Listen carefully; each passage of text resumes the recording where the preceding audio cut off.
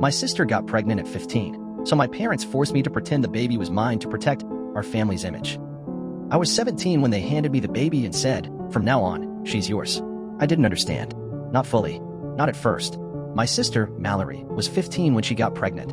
She had always been the reckless one. Wild, magnetic, someone everyone adored until she wasn't useful anymore. When she started showing, my mom locked her in the house for 2 months, told the neighbors she had mono. My dad canceled all family gatherings. Mallory cried behind closed doors, and I listened from the hallway, the walls thin enough to hear everything except what mattered. When the baby came, it was quiet. No baby shower. No family hospital visit. Just a rushed labor in a private birthing center my dad paid cash for. A week later, the baby was in my arms, and my mom was crying, not with joy, but with panic. "She can't raise a child." "You know that," my mom said, brushing hair out of my face like I was the one who had just given birth. "But you've always been responsible. You've always had your head on straight." I thought they were asking me to help. I agreed without thinking. Then they announced that I was the father.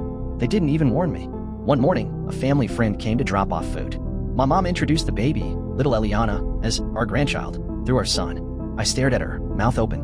The friend looked confused, but smiled politely. "She looks just like you," she said. "Poor thing. So young to be a dad." I confronted my mom the minute the door closed. "You told her I'm the father?" She didn't flinch. Just folded laundry and said, "It's cleaner this way. You're almost 18.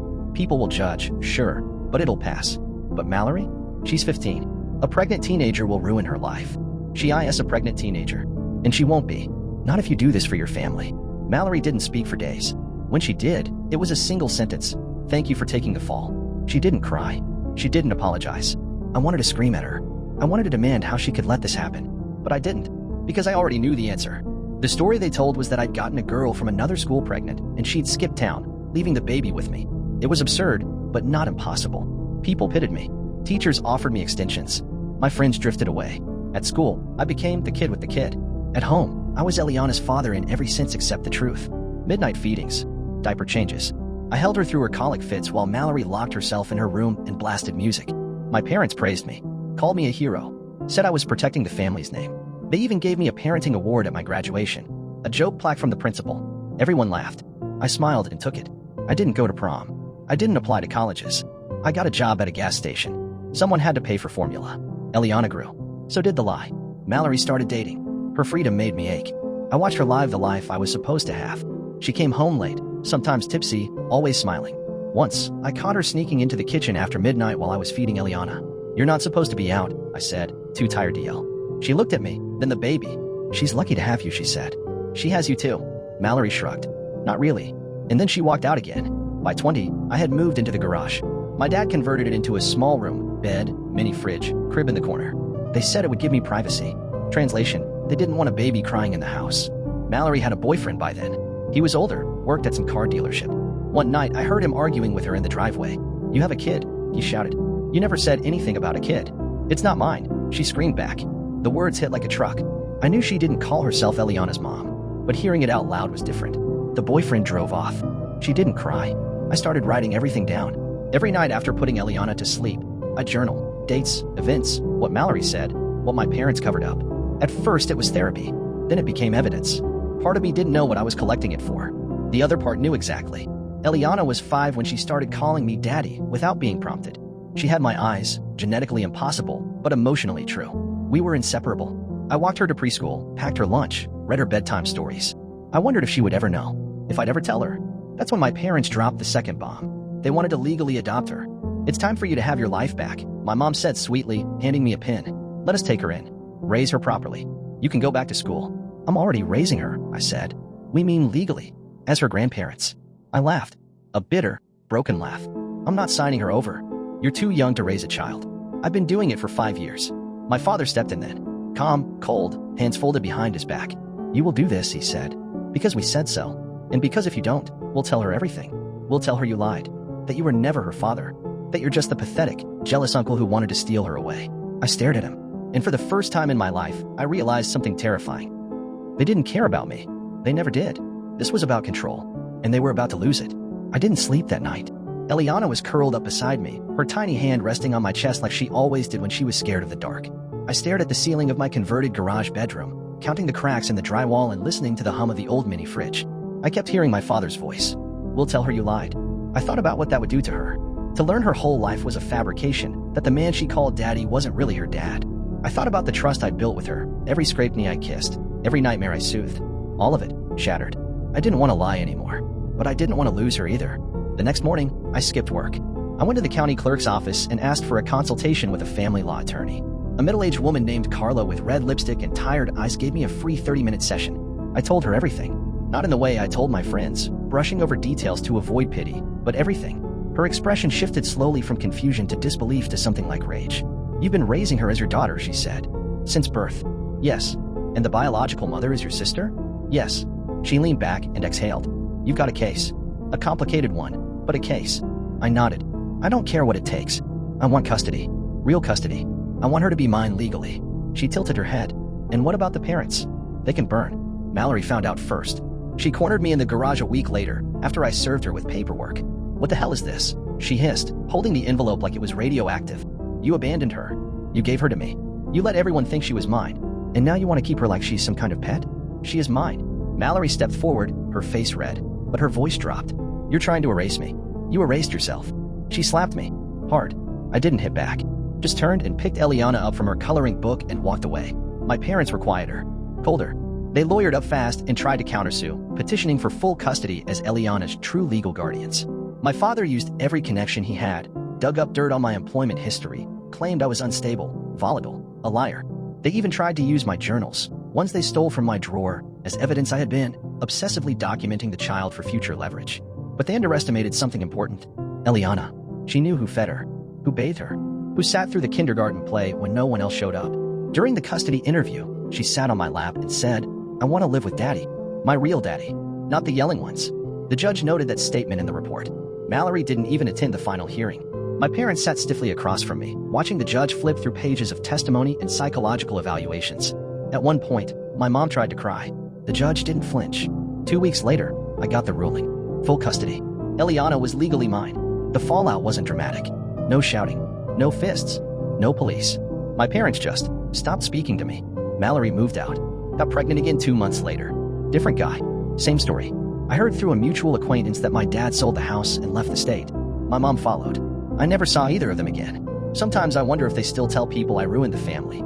Sometimes I wonder if they still call themselves grandparents. Eliana is 10 now. She knows most of the truth. Not all of it. I'll save that for when she's older. But enough. She knows her aunt is her birth mother. She knows her grandparents lied. She knows I chose her, fought for her, and never once stopped being her dad. She asked me once, "Do you ever wish I wasn't your kid?" I didn't answer with words.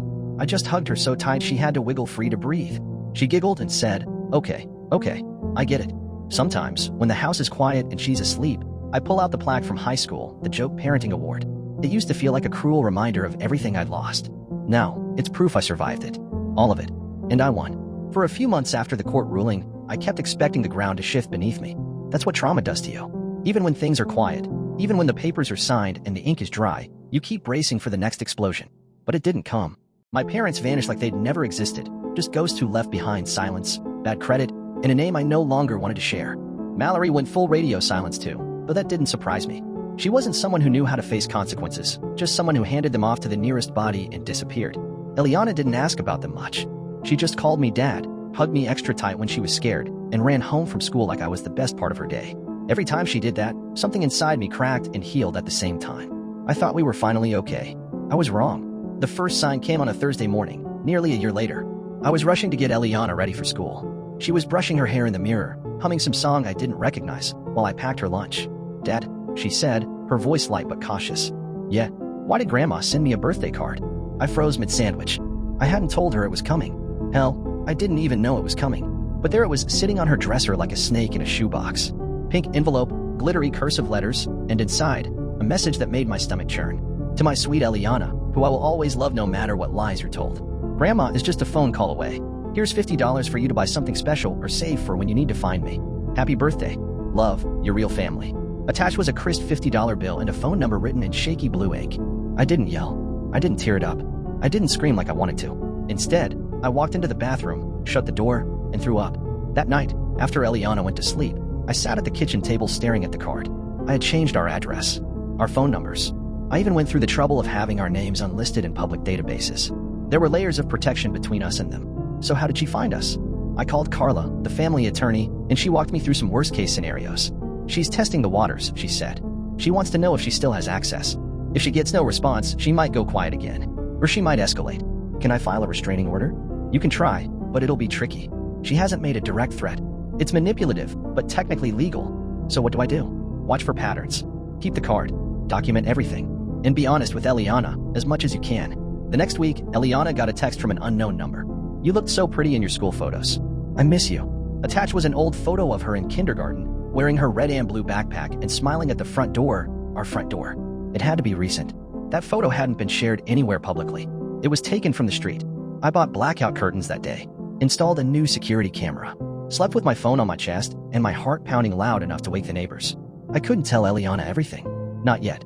She was too young, but I told her enough to make her cautious. Some people don't respect boundaries, I explained gently.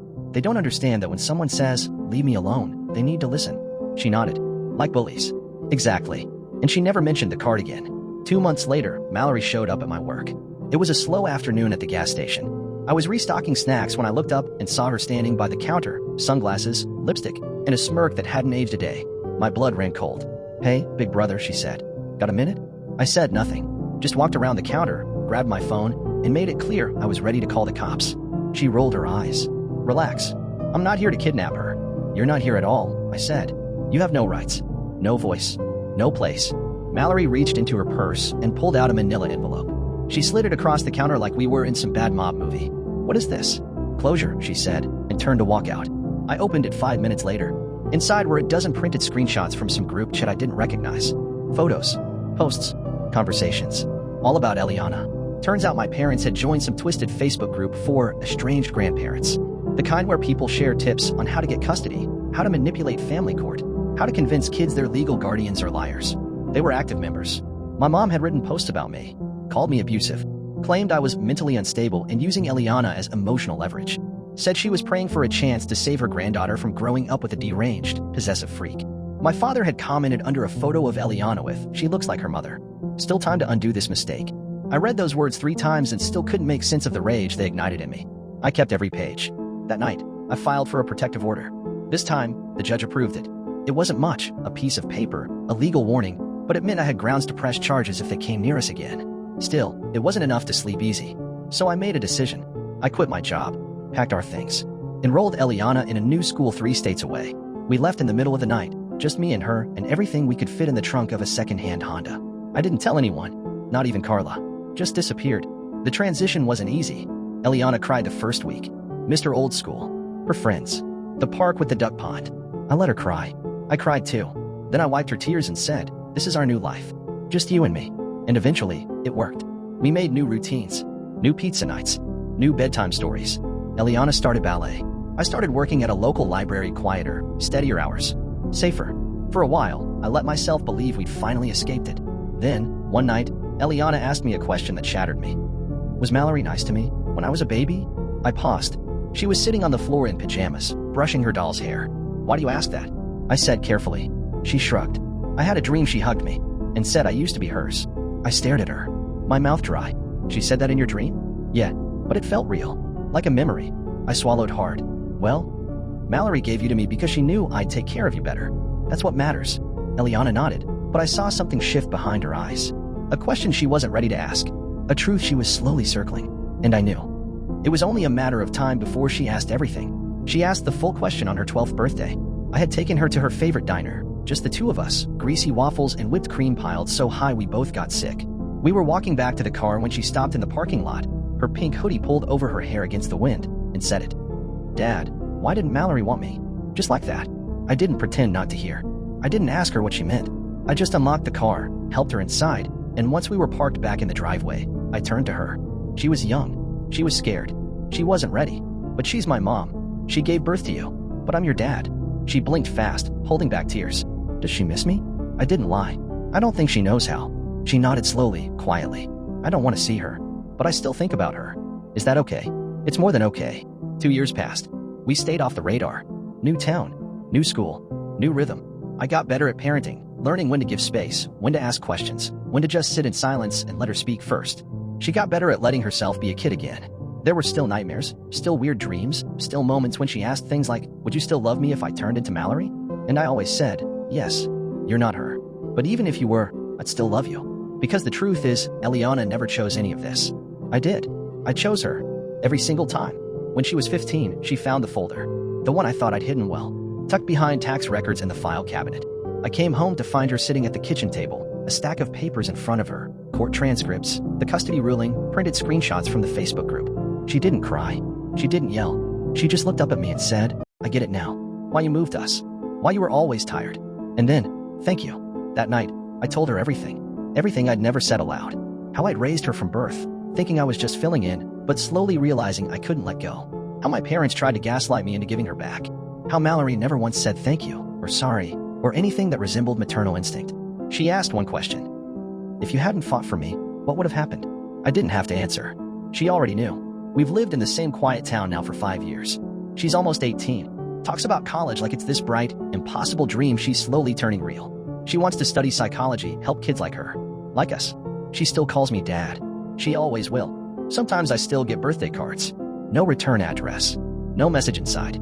Just glittery cards with blank insides. Sometimes I burn them. Sometimes I don't. But I never show them to her. Last month, she asked if I'd be okay when she moved out. More than okay, I said. But I'll miss you. She smiled. I'll miss you too. But I want to go. I want to have my own life. I want to be free. I nodded. That's all I ever wanted for you. Then she asked something that shattered me in the best way. Can I change my last name? Change it to what? To yours. I couldn't speak. Just nodded, over and over, while she laughed and hugged me like it was nothing. But to me, it was everything. She's leaving for college in the fall. We packed her dorm box together last night. Throw pillows, framed photos, childhood books. She brought out the parenting plaque from high school, the one that used to make her laugh because it was so awkwardly shaped and weirdly specific. Still want this? I asked. She smiled. Always. Then she slid it into the box, right on top of everything else. Like a cornerstone. Like proof that love, when chosen again and again, can actually save people. Even when the people who gave you life never did. Even when the family you were born into tried to destroy you. Because sometimes, survival isn't about escape. It's about building something stronger, right on top of the ruins. And naming it home.